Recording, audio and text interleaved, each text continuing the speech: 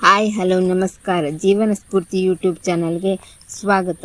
ಸ್ನೇಹಿತರೆ, ನಾನು ಇವತ್ತು ಮಾತನಾಡ್ತಿರೋದು ಬಿಸ್ನೆಸ್ ಬಗ್ಗೆ. ಇವಾಗಂತೂ ಬಿಸ್ನೆಸ್ ಎಲ್ಲ ಕಡೆನೂ ಟ್ರೆಂಡ್ ಆಗಿದೆ. ಅದು ನಿಮಗೆ ಗೊತ್ತಿರೋ ವಿಷಯನೇ. ನಿಮ್ಮ ಸ್ನೇಹಿತರು ಅಥವಾ ರಿಲೇಟಿವ್ಸು ಒಂದು ಬಿಸ್ನೆಸ್ ಮಾಡಿ ಚೆನ್ನಾಗಿ ಹಣ ಸಂಪಾದಿಸ್ತಾರೆ ಅಂದ ಕೂಡಲೇ ಅದನ್ನು ನೋಡಿ ನೀವು ಅದೇ ಬಿಸ್ನೆಸ್ ಶುರು ಮಾಡಬೇಕು ಅಂತ ಅಂದ್ಕೊಳ್ತೀರ. ಹಾಗಾದರೆ ಈ ವಿಡಿಯೋವನ್ನು ಕೊನೆಯವರೆಗೂ ನೋಡಿ. ಯಾಕಂದರೆ ಈ ಒಂದೇ ತಪ್ಪು ಸಾವಿರಾರು ಜನರ ಬಿಸ್ನೆಸ್ ಕನಸನ್ನೇ ಮುರಿದಿದೆ. ಇವತ್ತು ಸೋಷಿಯಲ್ ಮೀಡಿಯಾ ಓಪನ್ ಮಾಡಿದರೆ ಸಾಕು, ಒಂದಿನ ಟೀ ಶಾಪ್ ಟ್ರೆಂಡ್, ಇನ್ನೊಂದು ದಿನ ಕ್ಲೌಡ್ ಕಿಚನ್ ಟ್ರೆಂಡ್, ಆಮೇಲೆ drop shipping trend, digital marketing trend. ಈಗ ಸದ್ಯಕ್ಕೆ ಟ್ರೆಂಡ್ ಆಗ್ತಿರುವುದು AI. ಏನೋ ಟ್ರೆಂಡ್ ಬರ್ತದೆ, ಎಲ್ಲರೂ ಅದ್ರ ಹಿಂದೆಯೇ ಓಡ್ತಾರೆ. ಆದರೆ ಒಂದು ನಿಮಿಷ, ಎಲ್ಲರೂ ಯಶಸ್ವಿ ಆಗ್ತಾರಾ? ಇಲ್ಲ. ಯಾಕೆ ಗೊತ್ತಾ? ಅವರು ತಮ್ಮ ಕನಸನ್ನಲ್ಲ, ಟ್ರೆಂಡನ್ನು ಫಾಲೋ ಮಾಡ್ತಾರೆ. ಒಬ್ಬ ಮೇಕಪ್ ಆರ್ಟಿಸ್ಟ್ ಯಶಸ್ವಿ ಆದರೆ ನೀವು ಅದೇ ಮಾಡಿದರೆ ಯಶಸ್ಸು ಸಿಗುತ್ತೆ ಅನ್ನೋ ಗ್ಯಾರಂಟಿ ಇಲ್ಲ. ಹಾಗಿದ್ರೆ ಎಂತ ಮಾಡಬೇಕು? ಮೊದಲು ನಿಮ್ಮನ್ನು 3 ಪ್ರಶ್ನೆ ಕೇಳ್ಕೊಳ್ಳಿ. ನನಗೆ ಯಾವ ಕೆಲಸ ಮಾಡೋದಕ್ಕೆ ನಿಜವಾಗಿಯೂ ಇಷ್ಟ? ನನ್ನ ಸ್ಕಿಲ್ ಏನು? ಇದೇ ಕೆಲಸವನ್ನು 5 ವರ್ಷ ಆದಮೇಲೂ ಖುಷಿಯಿಂದ ಮಾಡ್ತೀನಾ? ಈ 3 ಪ್ರಶ್ನೆಗಳಿಗೆ ಪ್ರಾಮಾಣಿಕ ಉತ್ತರ ಸಿಕ್ಕ ಮೇಲೆ ಮಾತ್ರ ಬಿಸ್ನೆಸ್ ಆಯ್ಕೆ ಮಾಡಿ. ಯಶಸ್ಸು ಟ್ರೆಂಡ್ನಿಂದ ಬರುವುದಿಲ್ಲ, ಸ್ಕಿಲ್ಲು ಮತ್ತು ಸತತ ಪರಿಶ್ರಮ ಮತ್ತು ತಾಳ್ಮೆಯಿಂದ ಬರುತ್ತದೆ. ಟ್ರೆಂಡ್ ಕೆಲವು ತಿಂಗಳು ಮಾತ್ರ ಇರುತ್ತೆ, ಆದರೆ ಸ್ಕಿಲ್ ಇದ್ದರೆ ಜೀವನ ಪೂರ್ತಿ ಸಂಪಾದಿಸ್ಬೋದು. ಆದ್ದರಿಂದ ಯಾರನ್ನು ಕಾಪಿ ಮಾಡಬೇಡಿ, ಕಲಿಯಿರಿ. ನೀವು ಅಭ್ಯಾಸ ಮಾಡಿ, ನಿಮ್ಮದೇ ಆದ ಗುರುತನ್ನು ನಿರ್ಮಿಸಿಕೊಳ್ಳಿ. ಯಾಕೆಂದರೆ ಜಗತ್ತು ಕಾಪಿ ಮಾಡಿದವರನ್ನು ನೆನಪಿಡಲ್ಲ, ಹೊಸ ದಾರಿ ತೋರಿಸಿದವರನ್ನೇ ನೆನಪಿಡುತ್ತದೆ. ಈ ಒಂದು ವಿಷಯವನ್ನು ಅರ್ಥ ಮಾಡಿಕೊಂಡ್ರೆ ನಿಮ್ಮ ಬಿಸ್ನೆಸ್ ಮಾತ್ರ ಅಲ್ಲ, ನಿಮ್ಮ ಜೀವನವೂ ಬದಲಾಗ್ಬೋದು.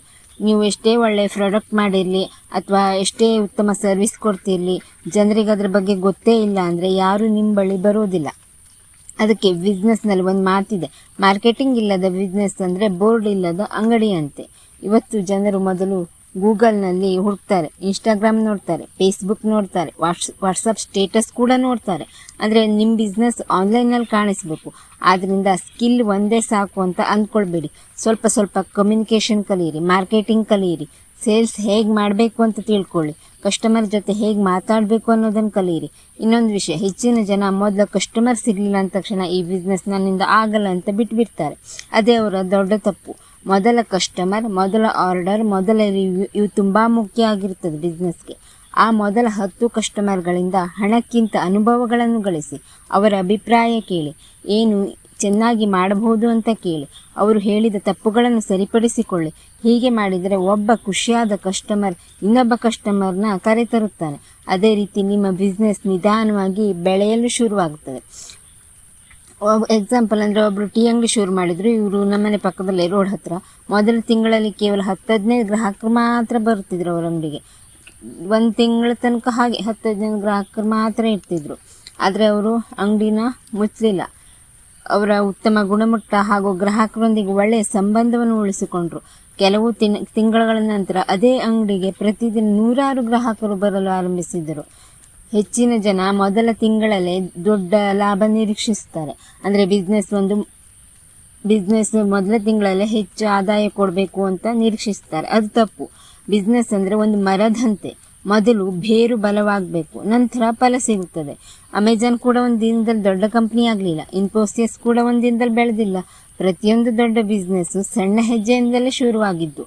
ಹಾಗಾಗಿ ನಿಧಾನವಾಗಿ ಬೆಳೆಯುತ್ತಿದ್ದಂದರೆ ಭಯಪಡಬೇಡಿ, ಕಲಿಯುತ್ತಾ ಇರಿ, ಸುಧಾರಿಸುತ್ತಾ ಇರಿ, ಮುಂದೆ ಸಾಗುತ್ತಾ ಇರಿ. ಯಾಕೆಂದರೆ ಯಶಸ್ವಿ ಬಿಸ್ನೆಸ್ ಒಂದೇ ದಿನದಲ್ಲಿ ನಿರ್ಮಾಣವಾಗುವುದಿಲ್ಲ. ಸರಿಯಾದ ಯೋಜನೆ, ನಿರಂತರ ಕಲಿಕೆ, ತಾಳ್ಮೆ ಮತ್ತು ಪ್ರತಿದಿನ ಮಾಡೋ ಸಣ್ಣ ಸಣ್ಣ ಪ್ರಯತ್ನಗಳೇ ಒಂದು ದಿನ ದೊಡ್ಡ ಯಶಸ್ಸನ್ನು ತಂದುಕೊಡ್ತವೆ. ಆದ್ದರಿಂದ ಟ್ರೆಂಡ್ ಹಿಂದೆ ಯಾವತ್ತೂ ಓಡಬೇಡಿ. ನಿಮ್ಮ ಸ್ಕಿಲ್ಲನ್ನು ಬೆಳೆಸಿಕೊಳ್ಳಿ, ನಿಮ್ಮ ಬ್ರ್ಯಾಂಡನ್ನು ಕಟ್ಟಿಕೊಳ್ಳಿ, ನಿಮ್ಮ ಕಸ್ಟಮರ್ನ ನಂಬಿಕೆ ಗಳಿಸಿರಿ. ಯಶಸ್ಸೇ ನಿಮ್ಮನ್ನು ಹುಡುಕಿಕೊಂಡು ಬರುತ್ತದೆ. ಫ್ರೆಂಡ್ಸ್, ಈ ವಿಡಿಯೋ ನಿಮಗೆ ಉಪಯೋಗವಾಗಿದ್ದರೆ ಲೈಕ್ ಮಾಡಿ. ಇಂತಹ ಬಿಸ್ನೆಸ್ ಮತ್ತು ಸಕ್ಸಸ್ ವಿಷಯಗಳಿಗೆ ಜೀವನ ಸ್ಫೂರ್ತಿ ಚಾನಲನ್ನು ಸಬ್ಸ್ಕ್ರೈಬ್ ಮಾಡಿ. ನಿಮ್ಮ ಸ್ನೇಹಿತರಿಗೂ ಈ ವಿಡಿಯೋವನ್ನು ಹಂಚಿಕೊಳ್ಳಿ. ಧನ್ಯವಾದಗಳು.